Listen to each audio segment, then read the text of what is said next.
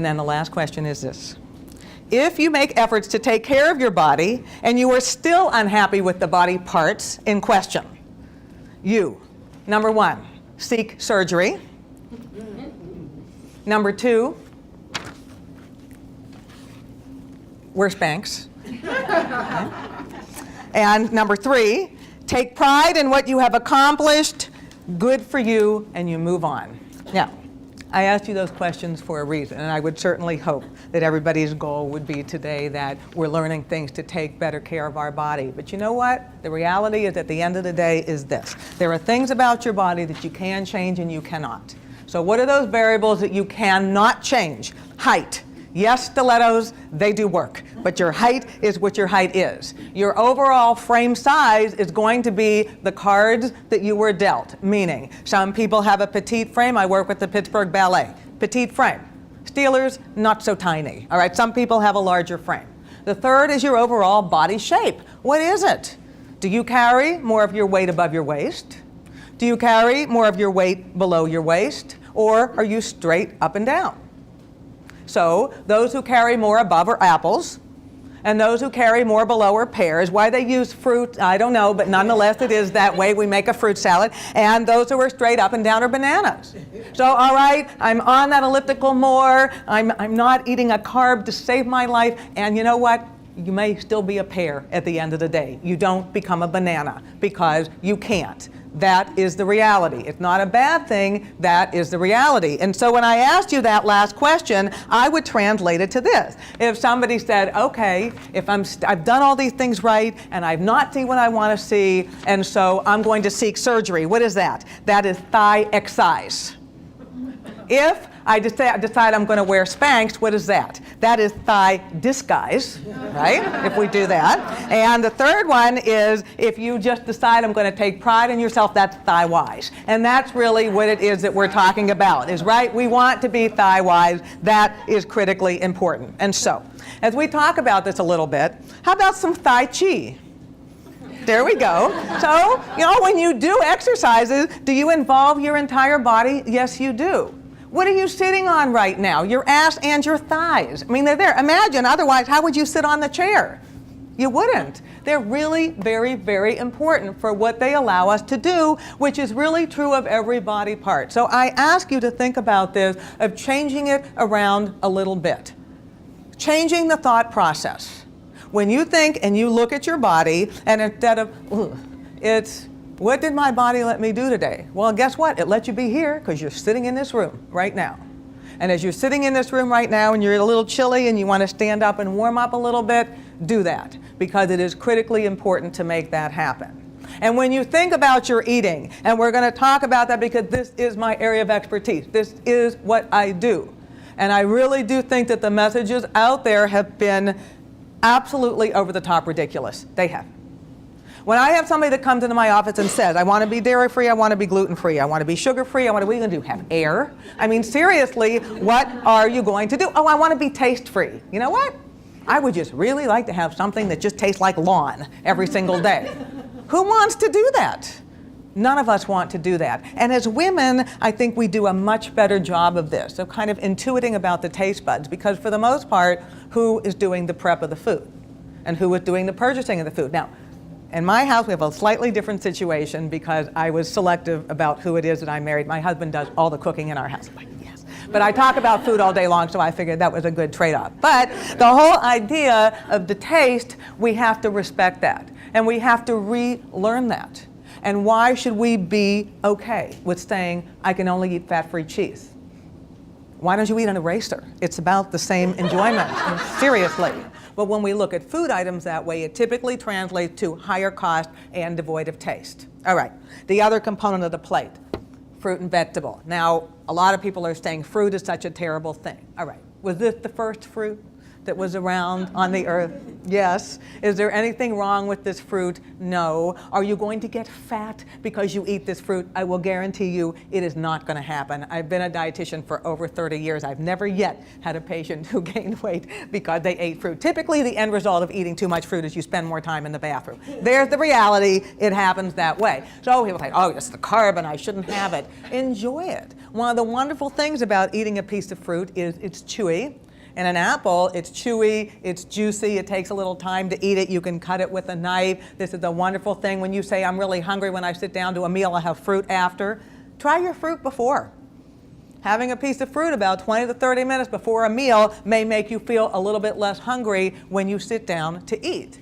The other thing about a piece of fruit, and particularly something like an apple, this is incredibly versatile, right? I could take this apple and I could put a little bit of peanut butter on it, and that way it's like a little damage control so it's not on a ladle right out of the jar. Or, I might combine this apple with perhaps a little container of almonds, which is in here. That would work extremely well. And it's kind of like a portion amount that works. Or I could even, this is a Jewish New Year, I could put a little bit of honey on my apple, and it's sweet and a wonderful way to bring in the new year, and honey is a fabulous tasting thing. Or I could take this apple and I could cut it up in my rice.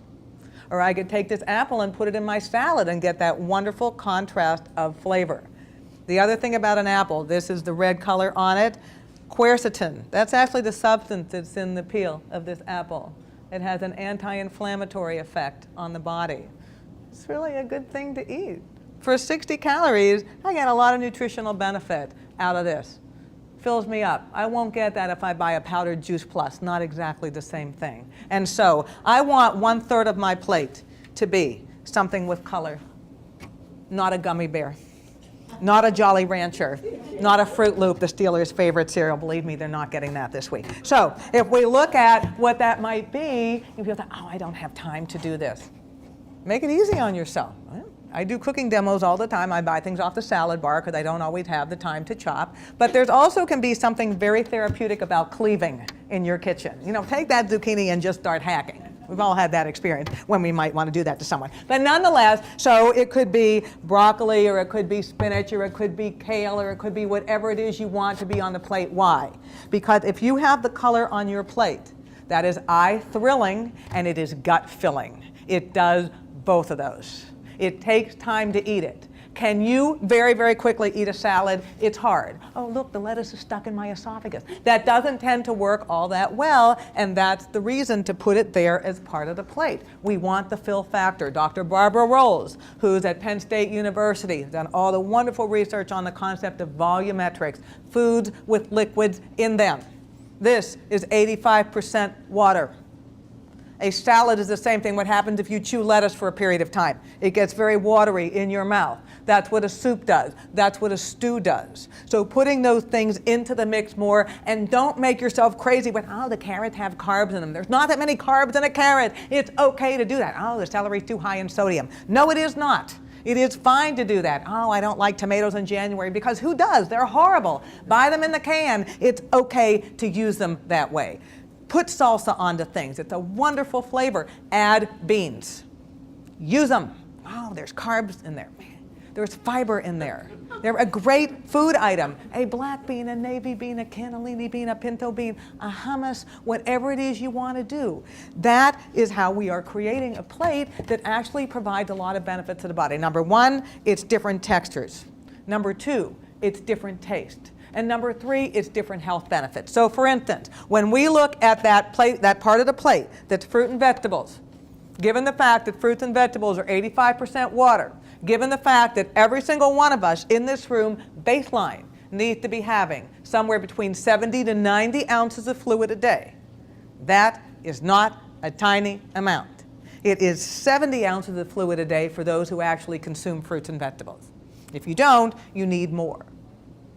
Every day, without exception, we need that. Oh, multitask with my fruits and vegetables. Yes, I'm getting some liquid in there simultaneously, as well as the fact that these are the only foods that provide the phytonutrients. It's a plant nutrients. You get them in the grains too, you get it in a plant. All the research right now looking at how we're going to keep our bodies healthier as we get older is really focusing on this, phytonutrients. It's good for your thighs, it's good for your eyes, and it's good for everything else in between to have them. I've been working in baseball for a long time, and when I first started working in baseball, one of the teams I worked with was the Cincinnati Reds. And at that time, Ken Griffey Jr. played for them. And I was in Sarasota with their team, talking with one of the players.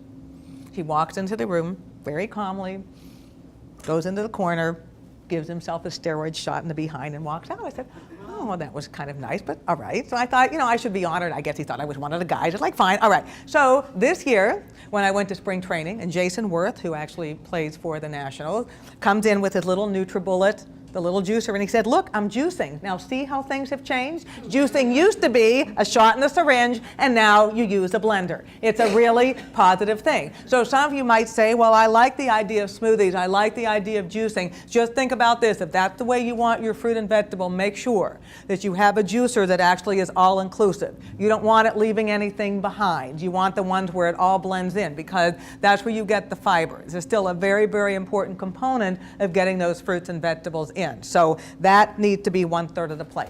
The 1/3 of the plate is protein. It is bone health, it is muscle health, it is mental alertness, it is satiety. It allows your body to feel fuller for a longer period of time, and if we don't want to be in breakdown mode, we need that protein there as part of every meal. So maybe we need to muscle it up a little bit. And why the grains, the things that people say I shouldn't? Number one, they're pleasurable. Show of hands, how many of you would say, honest answer, if I had to choose between a cookie, an apple, or broccoli, that you're always going for doors number 2 and 3? Okay, who's going for the cookie? Pasta. It makes us smile. When you think about what's a comforting food. Maybe it was a mac and cheese. Maybe it's a chicken noodle soup. It wasn't necessarily that spear of asparagus. Not that. So we look at the carbohydrates because they actually influence serotonin, which is one of the brain chemicals that helps us to relax and feel good. We look at the carbohydrates because that is the source of energy for the body. How many of you exercise regularly? Show of hands. All right. When you exercise, no matter what you do, whether you are lifting, whether you are doing something more cardio-focused, whether you're doing something flexibility, be it yoga, Pilates, etc., what is fueling your body when you're physically active? It is carbohydrate. That is the energy source in the muscles. It is not protein. That is not efficient for the body to do it during that time.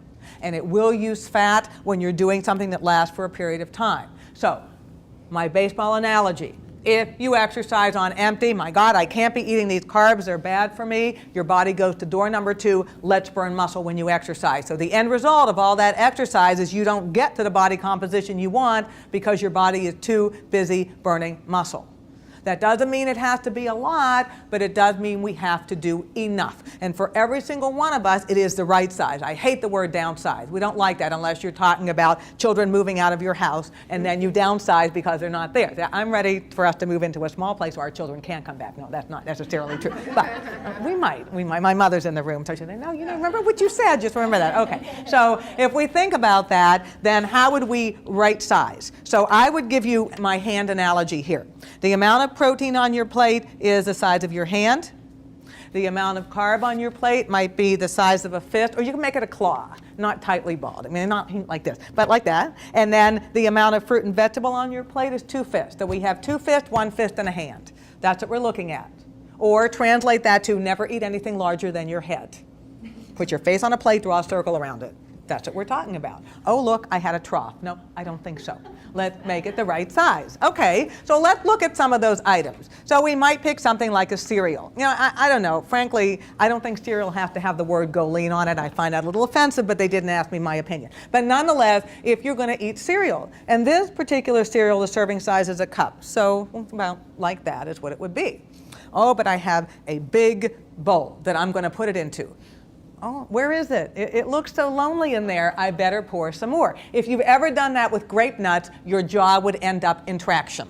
Right? Literally, you can't do that. So let's think about, could we make it a little bit more appropriate? These I actually got at Sur La Table. They're so cute. But these little bowls, if I have a little bowl and I fill it, it looks like more to me because it's a little bowl. And I could do this with granola, or I could do this with a more dense cereal, or what I could do is I could take something that's like a more dense cereal and maybe put the flakes underneath. So the fun one is the one I see first, but I'm giving myself more volume with something else that has a little bit less calories, like eating puffed rice. Who really enjoys that? That's like the styrofoam cup analogy. But if you mix the granola with it, then it tastes better. The other thing that we can do, because we don't always look at the printing on the side because, oh my God, they make it so tiny. Who the hell can see that? But when we put our glasses on and then we see what the serving size is, how do you make sure you're always getting the right serving? Just use something like this, the little cups that are flat. You put it right there into your cereal, pop it open, fill it up, and then you'll have the right amount every single time. This is a very easy thing to do. It makes us aware.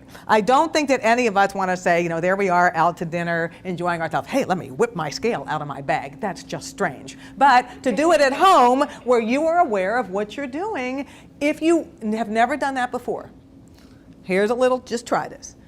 Pour your bowl of cereal, if that's what you eat in the morning. Just pour it the way you normally would. And then do the little flip and read. What does that say? Okay, and you find out what it is and measure what you have and see how close you are. You might say, yes, I'm right on, or uh-oh, maybe I could trim this down a little bit. That doesn't mean in half, it means gradually trim it down. And this is the other thing as women we tend to do, we get a little extreme, okay? No carbs for me, no this for me, no fat, I won't do this anymore. How about easing in gradually? Leslie just told me I need to have 90 ounces of fluid a day. Oh dear God, I'll drown. No, but if currently you're drinking about 4 cups of liquid a day and the goal is really about 11, how about you go 5 the rest of this week? How about you go 6 next week? How about we meet again at the end of October and we see where you are, rather than this to this. All right, that does not work for anything. It doesn't make the body happy. You'll feel extremely uncomfortable. There actually is an app on your phone. It's called IP Daily. Please don't spend the $1.99 for this. It's ridiculous. But what it does is it brings up this chart so you can tell. And basically, you don't go to the bathroom a lot during the day. You're really not as hydrated as you should be. That doesn't mean your urine should be the color of water. It shouldn't be. That's too much. Light and lots is what we're looking for. The problem with that app is, oh, let me pee on the iPhone. No, that shorts out your phone, so you don't want to do that. We definitely don't want to do that. Okay, all right, what about something like pasta? So we might do pasta and say, oh, I shouldn't eat it. There are such wonderful memories associated with pasta. People have made pasta, you sit down, you feel good when you eat it, but if we keep that model in place, if maybe I'm doing my pasta, but into my pasta I put a lot of vegetables, and I put some shrimp in there, and I put a sauce on it, then my plate doesn't feel lonely, but I'm also not so carb-centric. That is the way to do it. We've had the fortune to be able to travel to Italy a lot. People in Italy are gorgeous. They are. They eat pasta. They do, but it's not a trough of pasta. It's there as part of the meal. So rather than think about taking it out, is think about how it is that it fits into the day. Or maybe I change the size of that potato. Or maybe I do a stir fry with a little bit more vegetables and the protein and a little bit less of the rice. That's how you make the trade-off and you still enjoy it as part of what you're doing every single day. Okay, other types of things. I have a lot of my patients right now who are going anti-milk. I'm going to give you my judgment on it. I just want to throw this out there as something to think about. So somebody might say, I want to be dairy-free. All right, again, if you have lactose intolerance, there's a reason. If you are allergic to it, there's a reason. If you're concerned about the way that cows are treated, I would suggest going to a dairy farm. You might think about it differently, but if that is a concern to you, then by all means don't do it. Or I'm vegan and I don't want to have anything that's an animal product. Okay, this is an 8-ounce glass. This would have 8 grams of protein in it as a cow's milk. Now, whether you pick whole milk or skim or anything in between, 8 grams of protein. So you'll say, no, I don't want to do that. Maybe I want to pick something else instead. And maybe you go to a soy milk, all right? You can go to a soy milk, and a soy milk typically has, depending upon the one, 6 to 7 grams of protein in a glass. That's pretty close. But now we have a lot of people who are saying, well, I want to do almond milk instead. Okay, so if you pick almond milk, a couple of things about this to be aware of. It is calcium fortified, so that's a good thing. But when we look at the fact that milk is food in a glass, And one of the things that milk does have in it is protein. When you pour a comparable sized glass of almond milk, it has 1 gram of protein. That's a very significant difference downwards. And somebody might say, but I really like milk. And maybe I drink 3 glasses of milk a day. And let's say you were drinking 3 glasses of skim milk a day, and you swap it out and say, no, now I'll do 3 glasses of almond milk a day. Then you go from 24 grams of protein a day to 3. That means 21 fewer grams of protein a day. And if you do not replace that in some way, shape, or form, that could potentially translate to about a loss of about 1/3 pound of muscle a week. That's a pretty dramatic change. I am not knocking almond milk by any means, but what I do think is important is sometimes we swap things out and we don't understand what the consequences of that might be. So as a result of that change that I made that I thought I did for health, I have potentially jeopardized my muscle mass. That is not an acceptable option. Now you might say, well, I'm doing almond milk, but maybe I've upped my intake of beans or something else to get in what I want. That's fine. But you do have to make sure that you put enough in. That is critically important. Okay, a couple of other things that we have seen out there. We have things like this, all these products that say sell you destock, all these things you do externally. Most of the products out there that say that they'll help from the standpoint of cellulite and this, that, and the other, it's primarily caffeine driven. Now, I don't know about all of you, but if I can't pour this in the glass and it's steaming and I'm drinking it, it's not really the way I want caffeine delivered to me. It really is not all that effective. What really we're looking at is nourishing cells from the inside out. So one of the ways that you help your thighs and the rest of the body is you hydrate appropriately. That is a really important thing to do. The second way that you help your body is that you make sure that you are giving your thighs, as well as the rest of your muscles, what they need to have in terms of protein. You divide your protein out over the course of the day. Number 3, you make sure that you are having some fat as part of every single meal. When people go to the grocery store and buy fat-free fat, what the hell is that? It is not real. They don't use that in any other country of the world. Stop it. If you say, oh, butter or margarine, with the margarine, yuck. How about whipped butter and a little bit? Oh, that's kind of nice. Oh, I can only buy that fat-free cheese. Why? Yuck. Don't do that. How about something real? And if you say, oh, but cheese is hard for me, how about like a goat cheese crumble? Or a little bit of a crumbled feta? Or a little bit of a shredded cheese? That's the way of getting the taste without having too much of it. Or I'm doing something like a peanut butter. With the serving size of peanut butter, 2 thumbs. That's what it is. Or basically the size of a ping pong ball. Or I'm doing some nuts. And put them in a container if you're worried about how much of it you have. Emerald makes those wonderful cocoa dusted almonds in a little 100-calorie package. Oh, they're awesome. Get that little chocolate nut thing, and it tastes just fine to do that. Or it's a real salad dressing. Or how about instead of always steamed broccoli, which is okay, but I'll tell you what, when you cut that broccoli up and you put it on a cookie pan and you put a little olive oil on it and a little sea salt, now we're talking. And we roast it.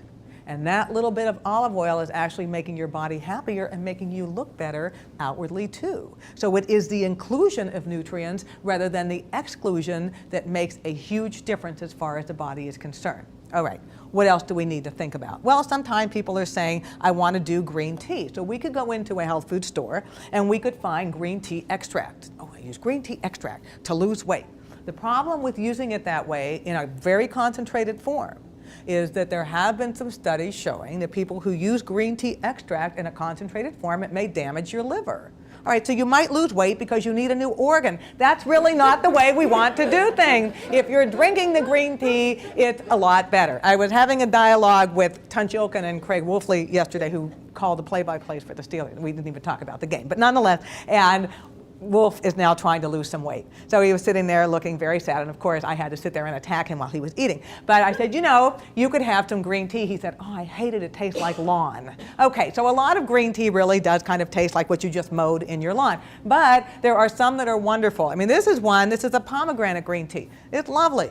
It's just essence of flavor. It's a very pretty color. Why think about something like green tea? It's anti-inflammatory.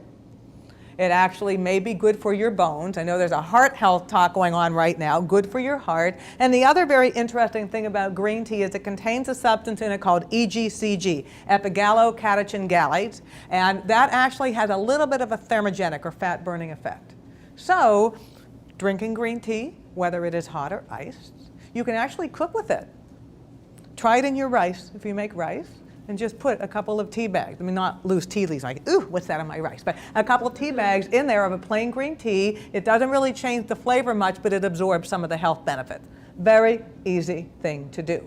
And the other thing that I wanted to touch on a little bit is, as women, we read these studies, we process them, we kind of like selectively read or say this is good, this is bad. All right, for my heart, having wine, it's good for my heart. All right, now first of all, let's really define of what it is that is. If somebody says, I want to drink something to be cardioprotective, what is the serving size? It is a drink a day. What is a drink of wine a day? It's about a 4-ounce pour. So roughly about that size in the glass. Oh, look, I had a half a carafe. No, I don't think so. Or if somebody says, well, you know, I'm going to do something like this. Oh, I can only do champagne on special occasion. Wrong. You could do this. I'll do a little Prosecco or have a little bit of, even put a wine in the glass like this. This actually is a 4-ounce pour, but somehow it looks like more, that tall, skinny glass. Ooh, that's kind of nice to do that. And if I have that glass of wine every day because it's something I enjoy, trust me, the world is not going to come to an end. The body processes wine like it does other types of carbohydrates. We say, well, if I had to make a choice between wine and a little bit bigger potato, it's definitely going to be the glass of wine. And we all make the choices we want to make. However, let's think about this kind of a glass. Oh, the fun drinks. Okay, we got the Cosmos, the margaritas, the dirty martinis, whatever it is. So this, depending upon what goes in here, could actually be the equivalent of 6 drinks with the number of shots that could potentially go into that glass. Now, why am I bringing this up to you? Some very interesting research now that is looking at that effect. The effect of more than 5 drinks a day, so basically 5 shots of something, affects your brain and body for 3 days. If you do it for 2 days in a row, it affects your brain and body for 5 days. My reaction time is not as good. It's taking me a little bit longer to process. I feel a little bit more fatigued. I exercised. I'm not as strong. I'm not as fast. I don't have as much energy. That can be the impact. It doesn't mean not drink. It means be very careful about it. And a lot of my female patients, I don't know, I don't want to have anything during the week, but on the weekend, no holds barred. Bring it on. But then the effect of that might actually last till that following Friday. The concern with that, and literally if somebody says if I did 2 drinks that had 5 drinks in them each, that's binge drinking. And that is something we're starting to see a little bit more of, just the potentially detrimental effect on the health. The other thing about alcohol, just to mention, is alcohol is an appetite stimulant. It is. It is. So most of the time, if we're going out and we're going out with our friends or we're drinking with our family, whatever the case might be, most of us aren't saying as we're having that glass of champagne, you know, I am really craving some Brussels sprouts right now. No, that is not happening. The closest that you are getting to the vegetable is the tomato juice in the Bloody Mary with the celery stalk attached. And so just thinking about it this way, if you're going to have it, how do you actually enjoy alcohol as part of a meal? That is the way that we enjoy it. And last thing I wanted to tell you is to share this story when we get so crazy about some of the things we do with our eating and our carbs and say, oh, it's bad and I shouldn't. When my mother-in-law was alive, she used to come and she used to stay with us often and babysit. And one of the things that she did was she taught both of our boys how to cook.